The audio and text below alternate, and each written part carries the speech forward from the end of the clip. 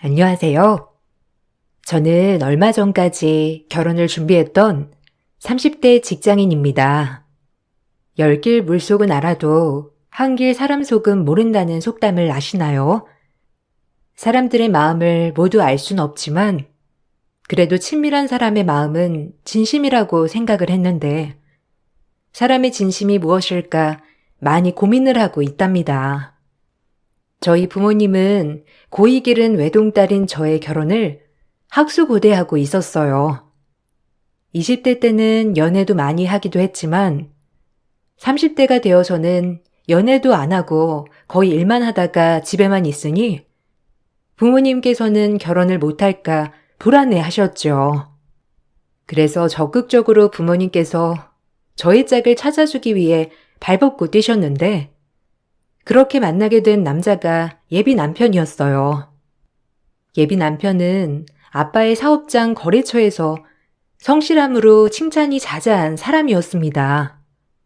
그래서 아빠가 한번 눈여겨보고 있다가 제 짝이라 생각이 들어서 저에게 적극적으로 소개를 받아보라 권하셨죠. 한 번만 만나보라는 부모님의 부탁으로 처음 예비 남편을 만나게 되었는데 생각보다 외적으로도 제 이상형에 가까웠고 친절하고 다정한 성격에 반해서 그렇게 저희는 연애를 시작하게 되었습니다. 연애를 하면서도 제가 만나봤던 남자들 중에서 제일 다정하다는 생각이 들 정도로 무척이나 저에게 잘해 주었습니다. 아무래도 결혼을 목적으로 하다 보니 양가 부모님도 여러 번 만나게 되었는데요. 저희 집안은 사업가 집안으로 어느 정도 재력이 갖추어진 상태였지만 남자친구 집안은 매우 평범한 집안이었어요. 중견기업에 근무를 하다가 퇴사를 한 아버님과 가정주부 어머님, 결혼한 누나가 있었죠. 가족들 모두 처음 본 순간부터 잘해주셨어요. 식사 자리에 초대를 받아 집으로 간 날에도 저를 너무나 반겨주셨답니다. 어머, 반가워요. 우리 진우가 만나는 분이 이렇게나 곱고 예쁘신 분일 줄이야 생각도 못했네. 나는 진우 엄마예요. 진우한테는 말은 여러 번 듣긴 했는데 진우가 한눈에 반했다는 말이 왜인지 알 것 같네. 차린 건 얼마 없지만 편안하게 먹어요. 아무래도 우리 집은 내가 집에 있다 보니까 매번 저녁상을 이렇게 차리기는 한데 그래도 오늘은 특별히 진우 여자친구가 온다고 해서 신경 좀 써봤어요. 입맛에 맞을지 모르겠네요. 안녕하세요. 김소정이라고 합니다, 어머님. 초대해 주셔서 감사해요. 이거 약소하지만 화과자랑 차예요. 음식 준비하시느라 고생하셨겠어요. 이렇게 한 상 가득 차려 있으니 무엇부터 먹을까 설레네요. 진우 씨가 어머니 음식 솜씨가 정말 대단하다고 늘 말했는데 그냥 딱 봐도 맛있을 것 같아요. 아이고, 뭘 이런 걸 다 가지고 왔어요. 편하게 오면 되는데. 어쨌든 고마워요. 나중에 밥 다 먹고 나서 같이 먹으면 되겠다. 사실은 우리 진우가 이제 결혼을 준비해야 할 나이인데 만나는 사람이 워낙 없어가지고 우리가 걱정을 정말 많이 했다니까. 다른 애들은 술도 마시고 놀러도 많이 나간다는데 우리 진우는 일이랑 집 밖에 몰라가지고 어쨌든 결혼은 포기했나 보다 싶었는데 이렇게 훌륭한 여자친구가 생기다니. 엄마, 그렇지? 지금까지 내가 기다린 보람이 있다니까. 세상에 내가 이런 사람을 만날 줄이야 누가 상상이나 했겠소. 사장님, 아니 아버님이 나를 너무 좋게 봐주셔서 만날 수 있었던 거지. 이래서 내가 아버님을 은인으로 생각하고 있는 거야. 좋게 봐주셔서 감사합니다. 저희 집에서도 진우 씨가 워낙 성실하고 착실하다면서 너무 마음에 들어하세요. 저희 아빠가 진우 씨를 먼저 보고 사윗감으로 딱이라면서 점 찍어 두셨다고 하셨거든요. 그래서 저도 소개를 받을 수 있었던 거고요. 진우 씨가 워낙 성실하고 좋은 사람이라서 저희 아빠도 좋아하시지만 저도 진우 씨 정말 좋아합니다. 그렇지? 우리 진우가 다른 건 몰라도 성실한 거에 있어서는 자기 아빠 닮아서 잘한다니까. 들었겠지만 우리 남편도 30년 동안 한 직장에서 쭉 근무를 하고서 은퇴를 했거든. 이런 거 보면 다들 닮긴 하는가 봐. 그러고 보니 아버님이 사업을 하신다고? 진우 회사 거래처 사장님이라고 하시던데 자세하게 나도 들어보진 않아서. 어떤 사업 하시는 거야? 아, 고철 사업이에요. 진우 씨 회사가 아버지 거래처라서 아버지가 오며 가며 보다가 진우 씨 알게 되셨거든요. 아버지가 젊었을 때부터 운영을 했던 사업이라서 저희 아버지도 30년 넘게 운영하셨네요. 어머, 그러니? 아버님도 오래 운영을 해오셨겠구나.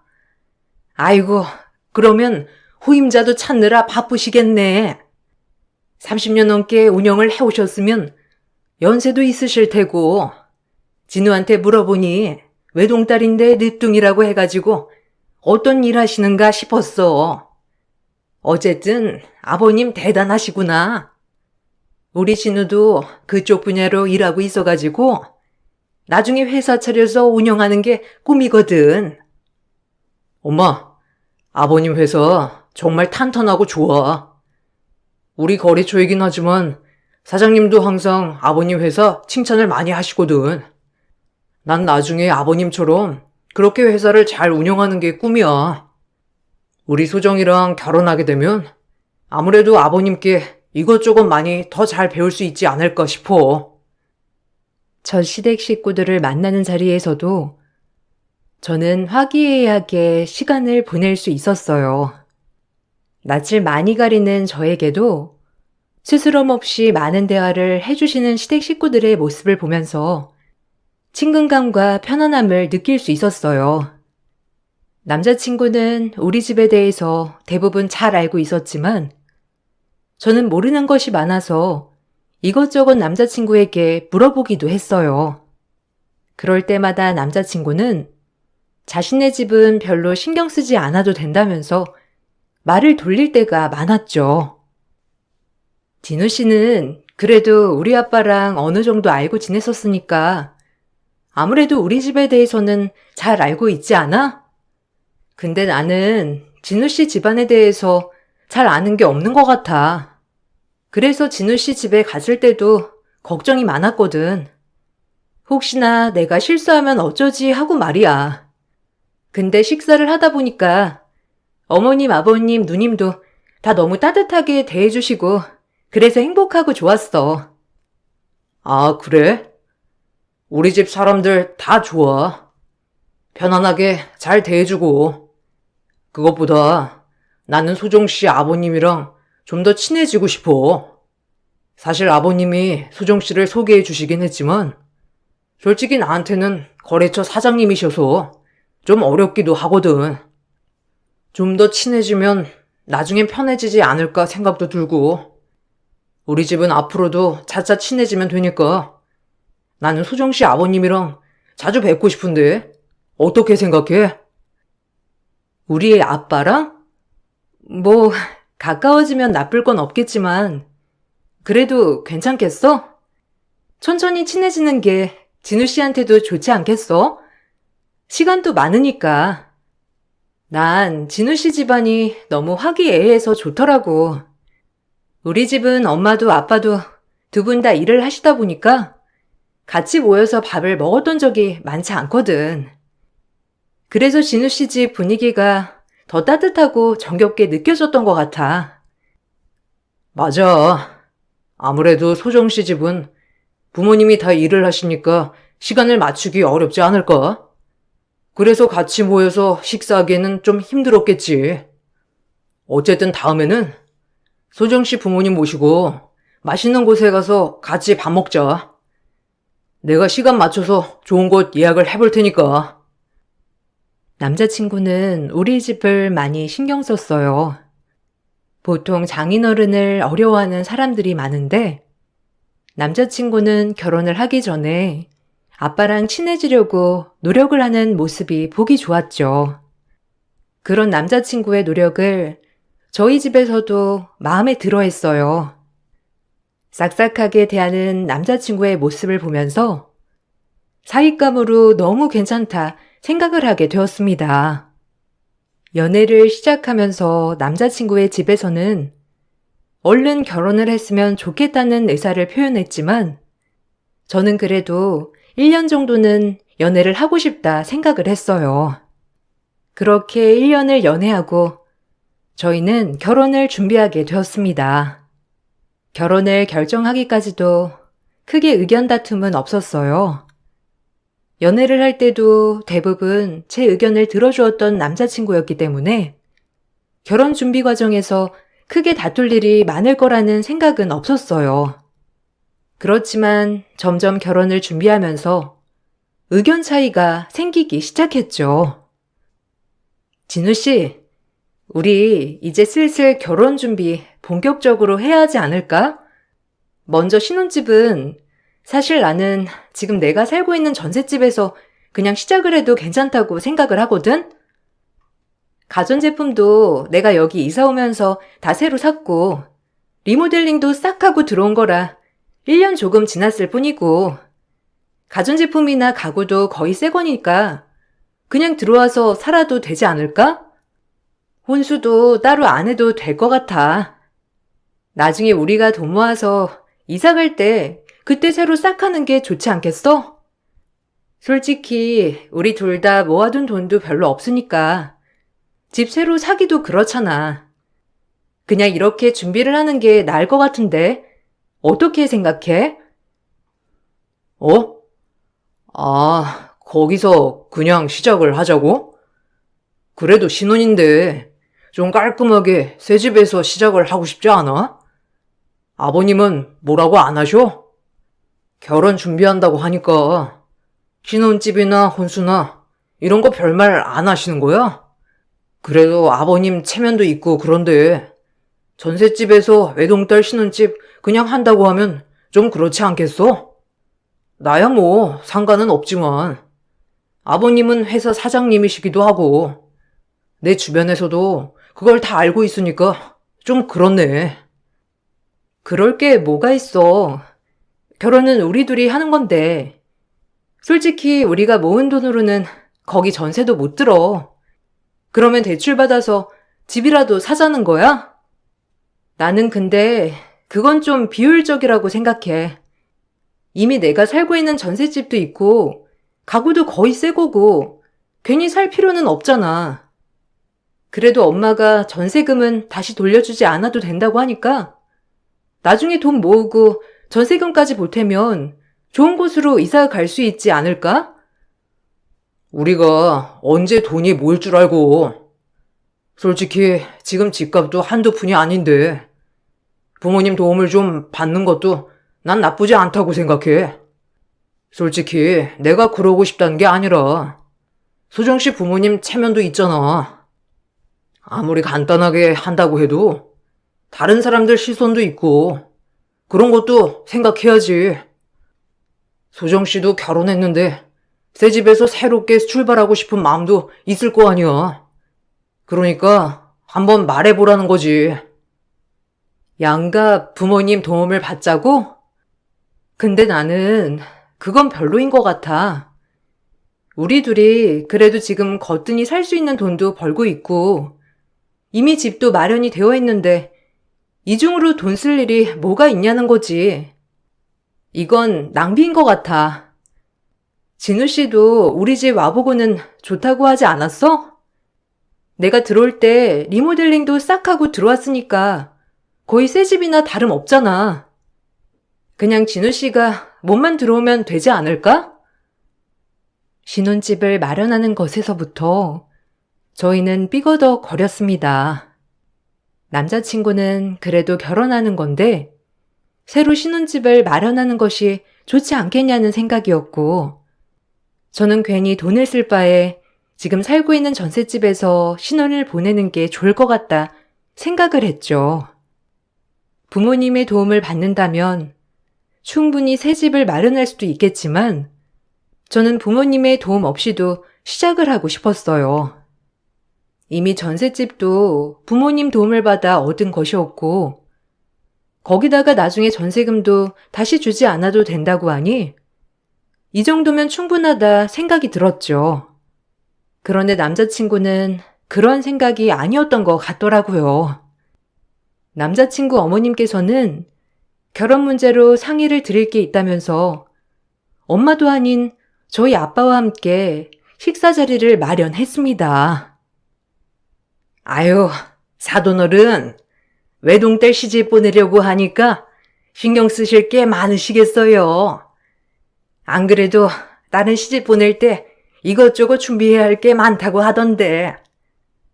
일도 바쁘실 텐데 고민이 많으시겠네요. 그래도 결혼 준비는 전반적으로 저희가 잘 알아서 할 테니까 너무 걱정하지 마세요. 그래도 진우한테 들어보니 신혼집 때문에 고민이라고 하더라고요. 진우랑 소정이는 지금 소정이가 살고 있는 전셋집에 그냥 들어가 산다고 하지만 저는 사실 너무 걱정이네요. 다른 사람들 눈도 있고 그래도 신혼인데 제대로 갖춰서 살아야 하는 게 맞지 않겠어요? 사돈이 좀 신경을 써주시는 건 어떠세요? 아, 사돈.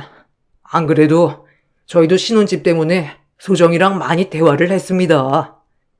저희도 처음에는 새 집에서 새롭게 시작을 하는 게 좋지 않겠냐고 말을 했는데 소정이는 나름 스스로 해보고 싶다는 생각이 있는 것 같더라고요. 지금 살고 있는 전셋집도 들어갈 때 리모델링이며 가구 가전이며 싹 다 하고 들어간 집이라서 그대로 신혼 살림을 차려도 괜찮을 것 같다고 해서 저는 소정이 생각도 맞는 것 같습니다. 스스로 꾸리고 싶다고 하니 너무 기특하지 않으세요? 소정이나 진우나 다들 성실하게 열심히 일하고 있습니다. 신혼집을 굳이 새 집으로 마련하지 않더라도 나중에 전세가 끝나고 나면 좋은 집으로 이사를 가겠죠. 그때 되면 저도 도움을 줄 수 있겠지만 지금은 그냥 전셋집으로 들어가 사는 게. 아유, 그럼요. 사돈 말도 맞죠.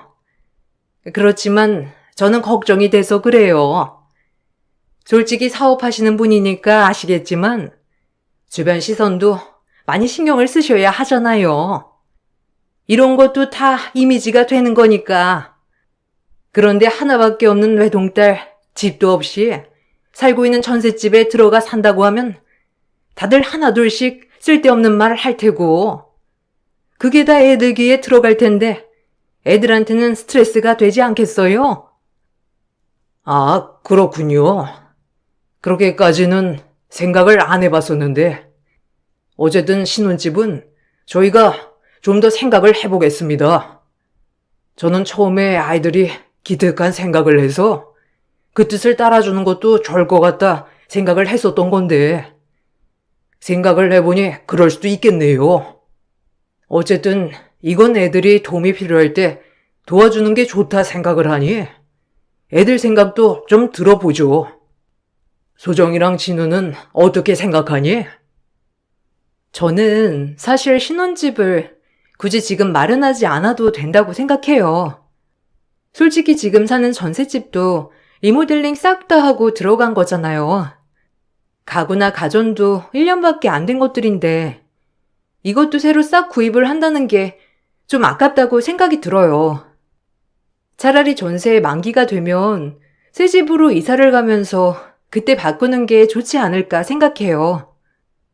신혼집이라고 해서 다른 사람들 다 초대를 할 것도 아니고 그렇다고 다른 사람들 말에 일일이 다 신경을 쓸 필요는 없을 것 같아요.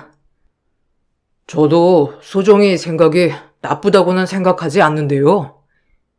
그렇지만 신혼이고 언제 돈이 모일지는 모르는 상황에서 무작정 다음에는 새 집으로 간다는 보장은 없잖아요. 지금 딱 결혼할 때 새 집으로 이사를 가는 것도 나쁘지 않다고 생각을 해요. 사실 저는 처음에 어떻게든 대출을 받아서 이사를 가는 게 좋지 않을까 생각을 했어요.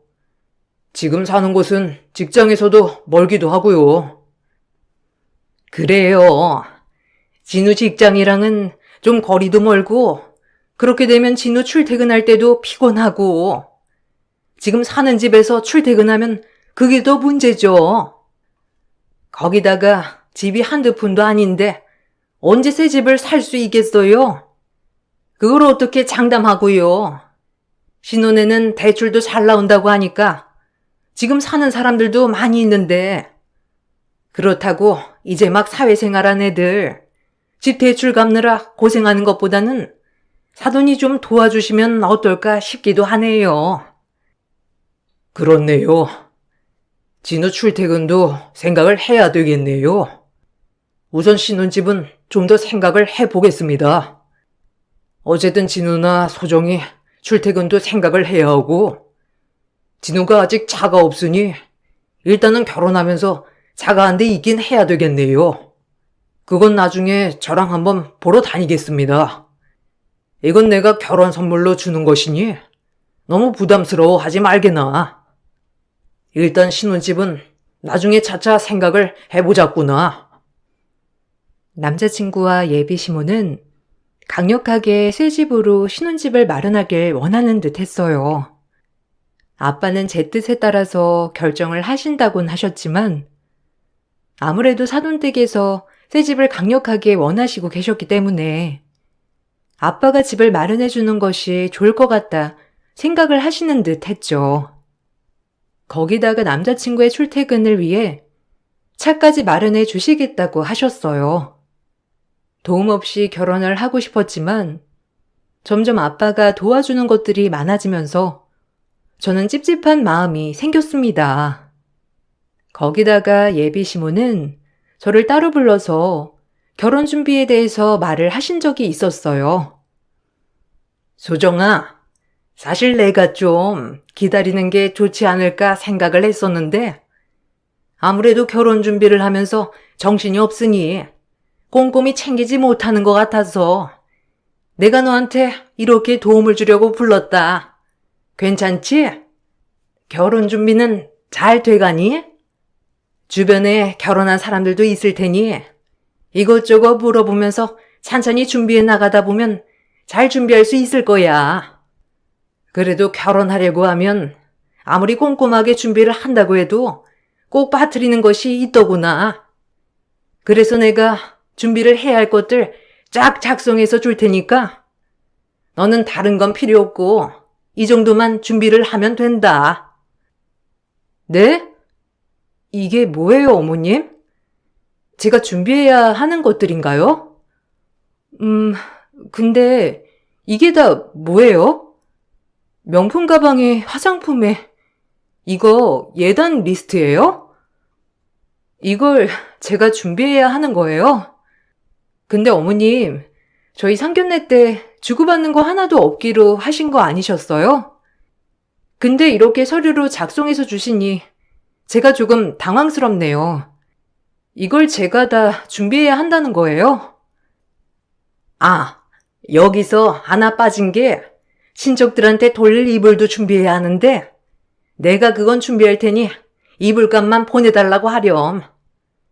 아무리 상견례 때 주고받는 거 없다고 하더라도 기본적인 건 해야지. 이건 다 결혼할 때 준비를 하는 거니까 너도 체크해서 준비하거라. 결혼이라는 게 사실 너희들만 준비를 하는 게 아니고 집안 대 집안으로 결혼을 하는 건데 우리뿐만 아니라 친척들 눈도 중요하지 않겠니?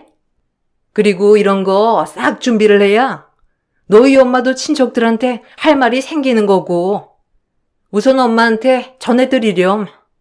이거 드리면 알아서 준비해 주실 거야. 아, 저는 예단 예물 이런 거는 안 하는 줄 알았어요. 그래서 결혼식 준비만 하면 된다고 생각을 했는데 이렇게 리스트로 만들어 주시니까 굉장히 당황스럽네요. 그런데 너무 고가이지 않으세요? 죄송하지만 원래 이렇게 예단을 고가로 다 준비를 해서 가야 하는 건가요? 아니, 얘가 뭘 진짜 모르네. 원래 예단은 이렇게 준비를 하는 거야. 몰랐니? 솔직히 이건 가장 낮은 레벨로 준비를 하는 건데, 사업가 집안이라서 이런 거 기본적으로 알 줄 알았는데 정말 아무것도 모르는구나. 너는 주변에 결혼한 친구 없니? 거기 물어보면 다 알 건데. 아니다. 네 엄마한테 보여주면 다 이해하실 거야. 그리고 친인척들한테 돌리는 이불은 내가 저렴하게 잘 준비를 해서 돌릴 테니까 너무 부담 갖지 마시고 이불값만 보내주시면 된다고 말씀드려라. 예비 시모는 당당하게 예단을 용구하셨죠. 이미 예비 남편에게 아빠가 출퇴근 차까지 새로 마련해 주었을 뿐만 아니라 신혼집까지 요구한 것에서 그치지 않고 예단까지 요구를 하자 저는 너무나 당황스러웠습니다. 엄마에게 이 사실을 알려드리니 엄마는 당황해했지만 그래도 하나밖에 없는 딸 미운 털이 박힐까 싶어서 알아서 잘 준비를 하겠다고 말씀하셨습니다. 엄마는 조금 더 넉넉하게 예단비까지 보냈고 거기에서 돌려주는 돈 하나 없었어요. 거기다가 시모는 저에게 귀한 것이라면서 오래전에 받았던 것인지 광도 없는 허름한 진주 목걸이 세트를 저에게 예물이라며 주셨죠. 그래도 저희 집에서 해간 것이 얼마인데 이것밖에 주시지 않을까 생각이 들기도 해. 남자친구에게 말을 꺼내니 남자친구는 오히려 저에게 서운해했어요. 나 어머님한테 예단 리스트 받았어. 엄마가 알아서 챙겨서 보냈는데 오늘 어머님이 진주 목걸이 세트 주시더라고. 근데 우리 이런 거 안 하기로 한 거 아니었어? 상견례에서도 서로 주고받는 거 안 하기로 한 거 같아서. 갑자기 이렇게 준비하라고 하시니까 너무 놀랐어. 엄마가 알아서 잘 준비해서 보냈는지 어머님이 좋아하시긴 했는데 솔직히 이게 맞는지 모르겠어. 엄마가 그렇게 아끼던 진주 세트를 소정 씨한테 줬구나. 엄마가 소정 씨 진짜 마음에 드는가 보다. 근데 소정 씨가 잘 몰라서 그런 거야. 나도 처음에는 잘 몰랐는데 결혼 준비하는 게 사실 우리들만 하는 게 아니더라고. 어른들이 다 알아서 준비해야 할 게 있으니까 그렇게 전해 주셨겠지. 그래도 어머님이 안 한다고 하신 것도 아니고 알아서 준비해야겠다 하신 거잖아. 그런 것만 보더라도 우리가 모르는 어른들끼리 주고받는 게 있는 거야. 주변에 물어보니까 예단은 기본적으로 하긴 하더라고.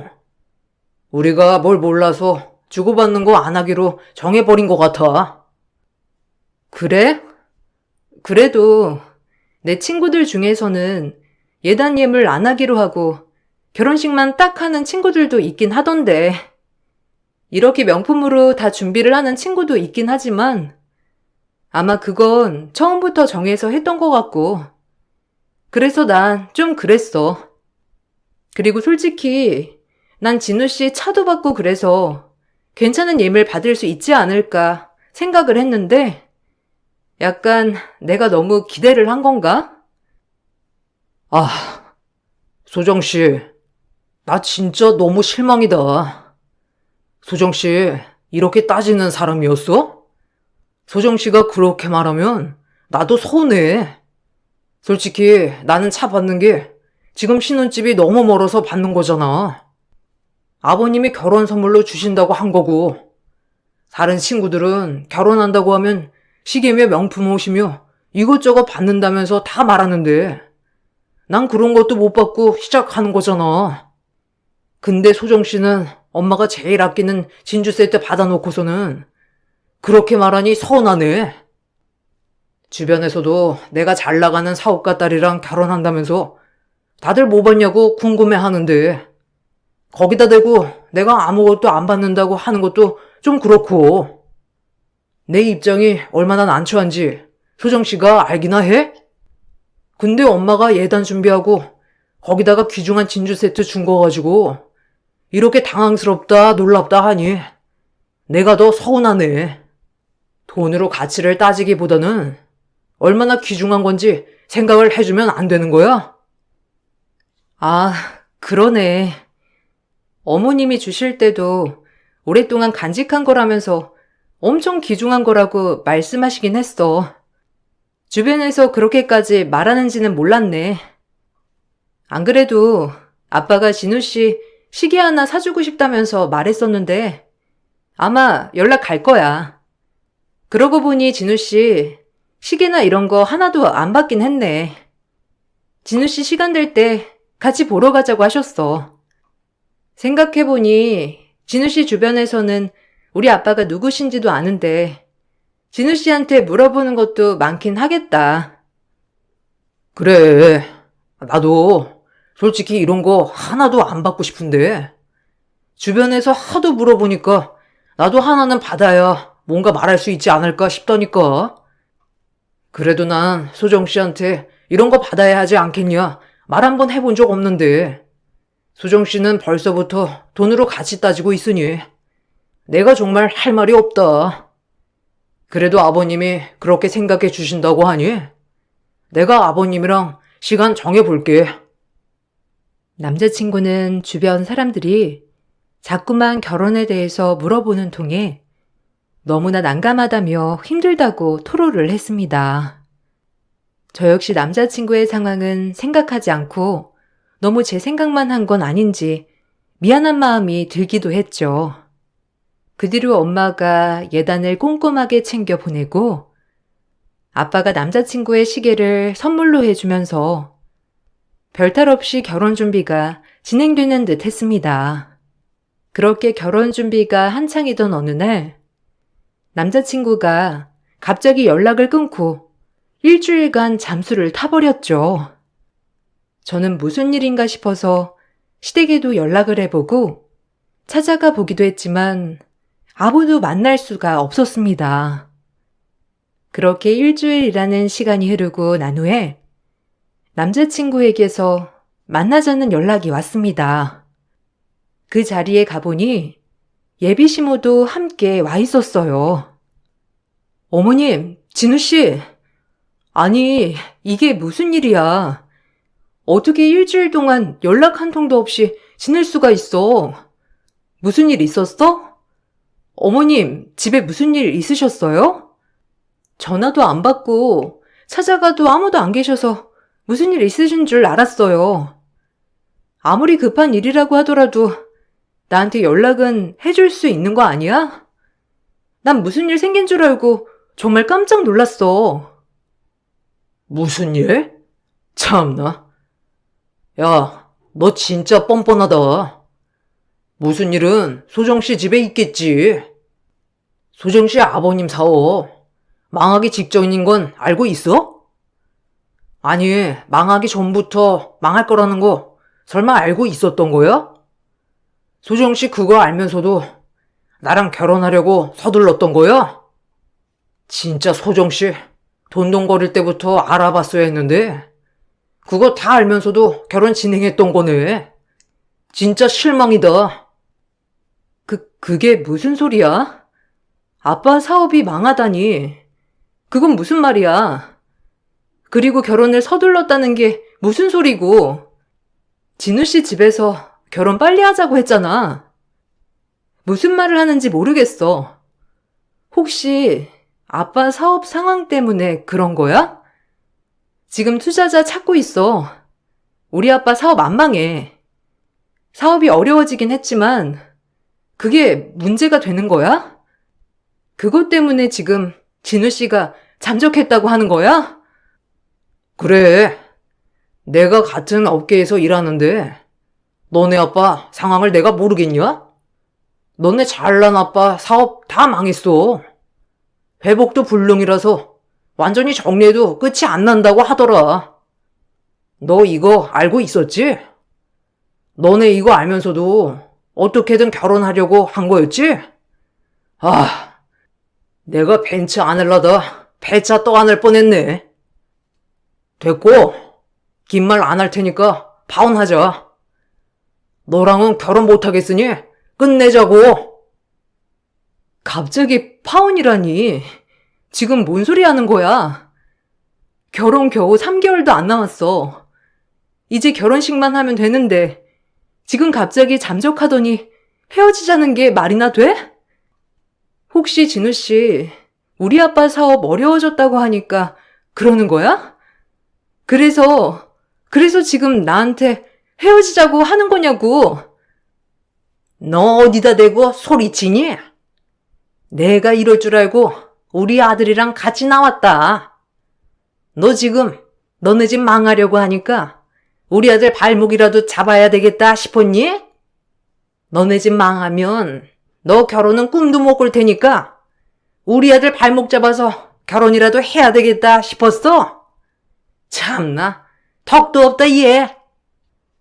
아휴, 내가 집안 하나만 보고 사돈댁 결정했는데 망하다니 정말 어이가 없네. 너네 집 망하면 우리 아들 보고 너네 식구들 먹여 살리라고 할 거니? 진짜 뻔뻔해도 유분수지. 아이고, 신혼집 안 해준다고 할 때부터 내가 알아봤어야 하는 건데. 네? 지금 무슨 소리세요? 우리 집이 왜 망한다는 거예요? 그러면 지금까지 우리 집 재산 보고 결혼 서두르신 거예요? 1년 연애하기 전부터 결혼하라고 서두르신 거 보고 제가 정말 마음에 드셨구나 생각했었는데 그게 아니었어요? 지금 어이없는 건 접니다. 야, 그럼 네가 뭐 별 볼 일이 있다고 결혼을 서두르겠니? 아깝다고 하면 우리 아들이 훨씬 아깝지. 너는 집안 배경 빼고 뭐 하나 잘난 게 있어? 예단도 겨우겨우 해오고 해온 예단 꼬락서니를 보니 대충 해왔다 생각은 했다마는 참나 부잣집인 줄 알았는데 소갈맹이가 일이 없을 줄이야. 그때 알았어야 했는데 어쨌든 망한 집안이랑은 사돈 못 맺으니 이쯤에서 그만하자. 더 이상 우리 아들한테 질척이지 말고 끝내. 30억 대 아빠의 고철 사업이 재정난으로 어려움을 겪게 되면서 남자친구는 파혼을 외쳤죠. 그 과정에서 남자친구와 남자친구의 집안에선 저희 집의 재산만 보고선 결혼을 결정했다는 걸 알게 되었습니다. 파혼 소식은 빠르게 소문으로 퍼졌고 엄마 아빠에게도 파혼의 이유가 알려지게 되었습니다. 사실 사업이 어려워지게 되면서 아빠도 슬슬 은퇴를 하시려고 했기 때문에 사업을 접고자 하셨지만 분노한 아빠는 사업을 정리하지 않으시고 위기를 어떻게든 버텨내고자 하셨어요. 그렇게 투자를 받고 사업을 다시 원상태보다 훨씬 더 탄탄하게 끌어올리셨습니다.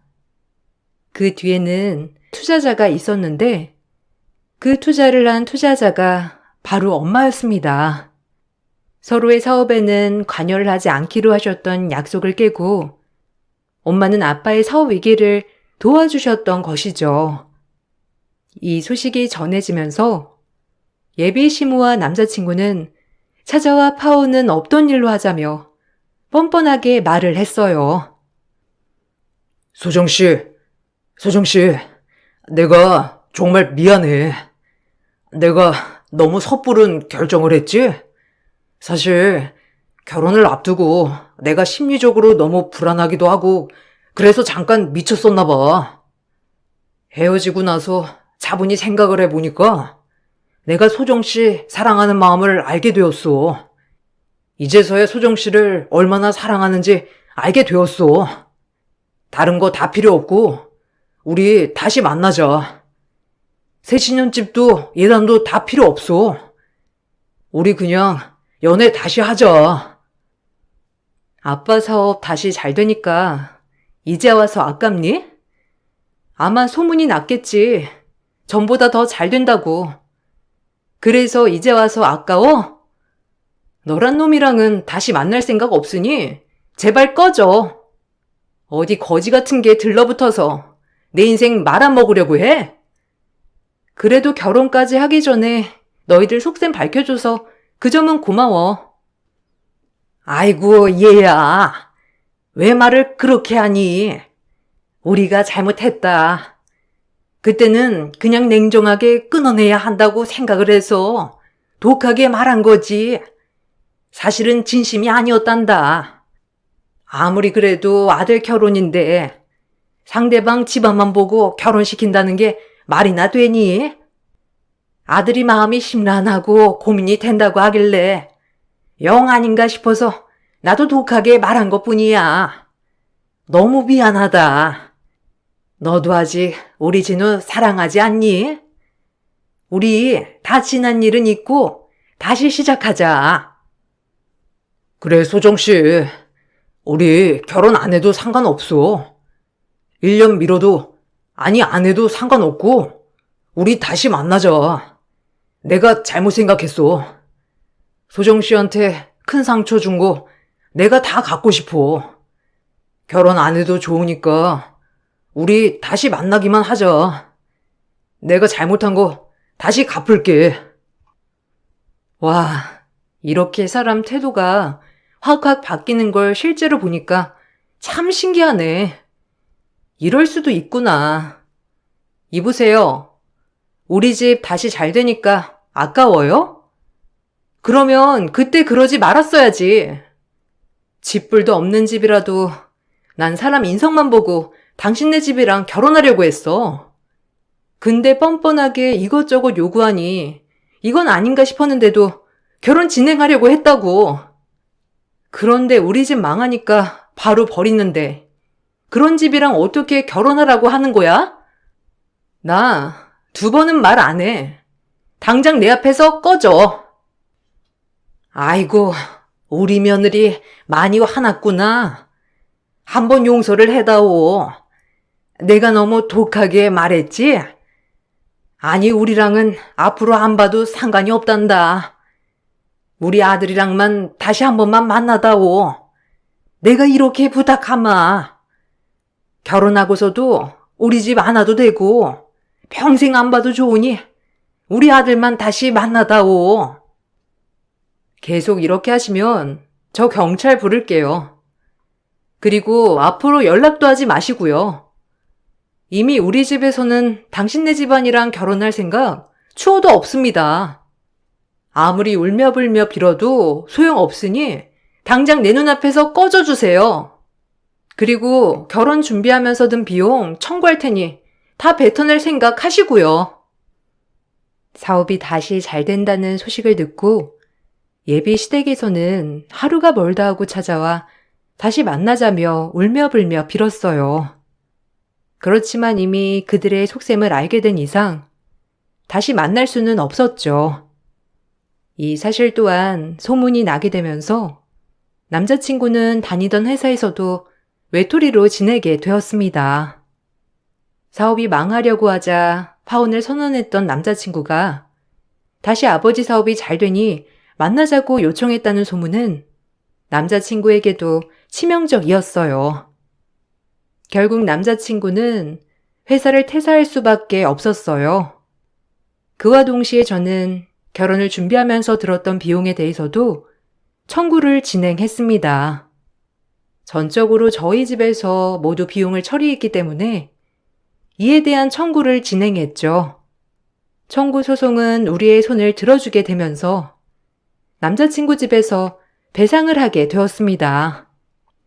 남자친구 집은 남자친구의 아버지의 적은 연금과 남자친구의 월급으로 겨우 생활을 유지하고 있었지만 남자친구가 퇴사를 하게 되었고 배상까지 하게 되면서 하나 남은 집마저 팔고 시골로 내려갔다고 들었어요. 돈으로만 가치를 따진다는 저를 나무랐던 남자친구는 결국 본인이 더 돈만 밝히는 사람이었던 것입니다. 그렇게 저의 결혼 준비는 끝이 났어요. 다시는 좋은 사람을 만날 수 있을까 불안과 두려움이 컸지만 요즘 저를 조건 없이 좋아해주는 사람을 만나 행복하게 지내고 있답니다. 사람을 돈으로만 가치를 두는 게 아니라 저 자체만으로 존중해주고 사랑해주는 사람을 만났어요. 저 자체로 사랑하는 사람을 만나다 보니 전 남자친구가 얼마나 엉망이었던 사람인지를 알게 되었네요. 저의 긴 사연을 들어주셔서 감사합니다. 여러분들에게도 행복한 시간들이 많아지시길 바랄게요.